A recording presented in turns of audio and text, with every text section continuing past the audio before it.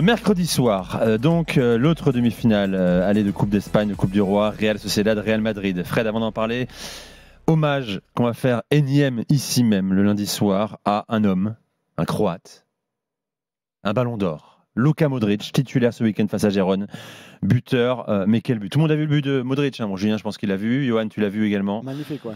Fredo, bon, le but est beau. Mais tout est beau. La frappe est puissante aussi, ce qui m'étonne. Je ne pensais pas qu'il avait encore ça dans les jambes. Puis même dans le jeu, tu sais, quand tu essaies de lui prendre le ballon, il sait mettre tes coups. Hein.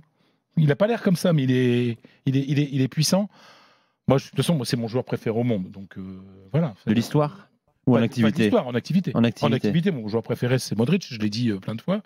J'ai eu la chance, en plus, de voyager avec lui dans l'avion qu'il amène au Ballon d'Or avec lui et ses parents. Mais c'est un moment, c'est des gens très simples qui arrivaient de Croatie. Enfin, c'est un bon mec, c'est vraiment un bon mec. J'étais chez lui, tout ça. Enfin, c'est un type qui a une vie. Alors, c'est une immense star, mais il a une vie très très normale en fait. Et on sait très bien qu'après, il va rester en Espagne. Moi, il va intégrer le club. Real, il va intégrer. Enfin, je veux dire, t'as envie d'être représenté par quelqu'un comme Modric, et puis t'as envie qu'un jour il puisse montrer aux gamins comment on touche le ballon, comment on caresse la balle. Avant de commencer l'émission, tu me dis, est-ce qu'il va continuer? Tu sais, au Real, à un moment, il a 39 ans, je précise. Tu fais le bilan, puis tu vois, au mois d'avril-mai, en disant, bon, allez, c'est bon, allez, on retourne une année de plus. Il est au Real, tu restes pas pour te faire plaisir, en fait. Hein. C'est-à-dire que Modric, le match qu'il fait hier, alors il a plus ses jambes de 20 ans, il a les jambes de 40 ans, mais c'est un type qui a une telle technique, une telle vision du jeu, une telle intelligence. Il a joué tellement de matchs aussi, tu sais, l'expérience. Ce qu'on oublie de dire aussi, c'est que c'est vrai que physiquement on perd un peu, mais on a enregistré en tant que joueur tellement de situations de jeu qu'à un moment tu prends des décisions, ton cerveau enregistre et tu prends des décisions justes. Au-delà de son but, c'est sa manière de jouer qui est fantastique. Je veux dire, le voir perdre un ballon, il en perd toujours un ou deux par match, et je me dis, ah tiens, Modric a perdu le ballon. Et même s'il n'est plus aujourd'hui un titulaire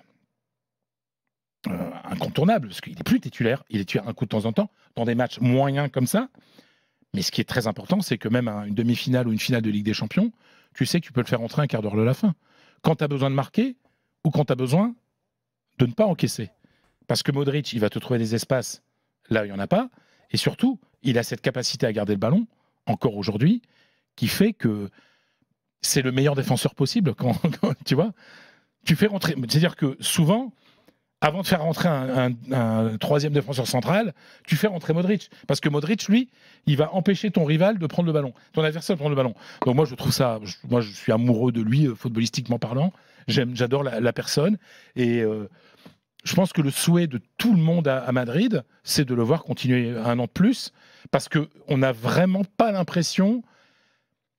Tu vois, hier, il joue, je crois, 75 minutes. Tu n'as pas l'impression que ça tire, quoi, tu vois, au niveau physique. Donc, c'est un mec sain, mais pourquoi pas un an de plus, quoi. Pour moi, dépasser les 40 ans. Il est arrivé en 2012 au Real. Et alors, en 2025, il est resté jusqu'en 2026. Il faut souligner quelque chose. C'est d'ailleurs ma chronique dans As de mercredi.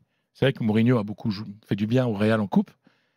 Mais alors, le plus grand cadeau qu'ait pu faire José Mourinho au Real, c'est le recrutement de Modric, contre l'avis de tout le monde. De Tottenham, contre l'avis de tout le monde. Regardé surtout après la première saison, parce que c'était quand même compliqué au début. Ça a été compliqué au début. Mais c'était très compliqué. Aussi. Mais les gens, alors je sais plus qui disait, je sais plus, un mec qui me disait, je sais plus quel. On l'avait comparé à plein de gens disaient un joueur espagnol qui n'était pas mauvais, mais qui a totalement disparu des radars. Oh non, c'est une erreur de prendre Modric, etc. Ça a été hyper compliqué. Au départ, c'était dur parce que mon cher Julien, au Real, il n'aimait pas négocier avec Dani Lévy parce que c'est compliqué. Ouais. Tu te rappelles de ça?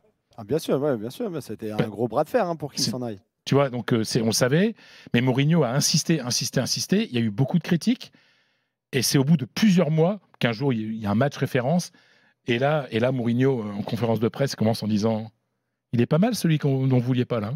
Hein. Voilà, et aujourd'hui Modric est incontournable. Donc faut remercier Mourinho. Mourinho n'a pas été aussi important dans l'histoire du club que ses groupies veulent faire le croire, mais il a apporté des choses, dont l'arrivée de Modric, qui est le choix de José Mourinho.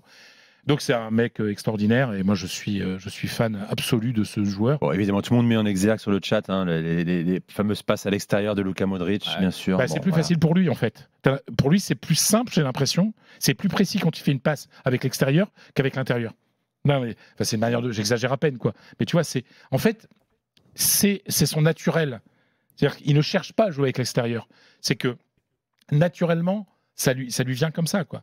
Je me rappelle une vidéo qui était sortie pendant le Mondial 2018, je crois. Modric, enfant, dans les montagnes de Croatie, berger. Il avait 7-8 ans. C'était des images en noir et blanc. C'est un enfant de la guerre. Hein. Voilà, c'est ça. Qui court après les moutons avec un bâton. C'est un enfant de la guerre. Il a été très, très marqué par la guerre des Balkans. Je rappelle qu'il est croate, hein, donc il a été très, très marqué par ça. On en a discuté. Et ça, c'est aussi une grande résilience de voir Modric aujourd'hui. Ce qu'il est devenu. Moi, je me souviens quand il a eu son ballon d'or, mais il avait 8 ans et demi, quoi. C'est-à-dire que il avait des lumières dans les yeux que j'oublierai jamais, quoi. Tellement il était heureux d'être reconnu comme ça. Enfin, c'est exceptionnel. Et voilà, Modric au Real Madrid. J'espère un peu plus longtemps parce que voilà, c'est tout ce que j'aime dans le football. Bon. En fait. Autre événement à Madrid, c'est le retour d'Alaba. Ancelotti va avoir du choix maintenant. Alors qu'il a été privé de choix pendant des... Mieux vaut ce casse-tête-là que le choix qu'il n'avait pas. Bien sûr. Mieux vaut voir le choix de l'embarras que l'embarras du choix, ou l'inverse, pour le coup. En fait, moi, je pense que la charnière titulaire... C'est l'embarras du choix. On peut faire un jingle, ça. Je pense que heureusement, j'ai pas d'avis tranché, c'est cool. Ça n'arrivera pas. Fred. Je pense que la charnière, ce sera Rudiger-Asensio. De toute façon, je vois pas comment on peut enlever Asensio, là. Le gars qui vient de l'équipe B, le type, il est fort. 22 ans. Et comment tu le sors? Il est en pleine croissance, en plein progrès. Non, il est très, très fort. Enfin, je veux dire, aujourd'hui, il est tellement fort que tu l'as vu contre City. Waouh. Donc, Asensio, quand tu l'as vu notamment contre Haaland au match aller contre City. Donc, Alaba, aussi, on espère quand même le retour un jour de Militao. Mais Alaba a joué 70-80 minutes ce week-end. Il n'a pas été mal du tout. Après, Giron a été très très décevant dans le jeu. Et voilà, c'est un choix difficile, mais je pense qu'Alaba va jouer, va plus être titulaire. Je pense que ce sera Rudiger-Asensio. Voilà. D'accord. Qui s'annonce. De toute façon, on va le voir dans les matchs importants. Le match important, c'est dans une semaine. Contre l'Atlético, match aller de 8e de finale de la Ligue des Champions. On va déjà savoir quelles sont les intentions de Carlo Ancelotti. Un petit mot aussi sur la Real Sociedad, vas-y. Le rival. La Real Sociedad, la semaine de la Real Sociedad. Mercredi, ils reçoivent le Real en coupe. Samedi ou dimanche, ils vont à Barcelone en Liga. Et la semaine prochaine, ils jouent contre Manchester United en Ligue Europa.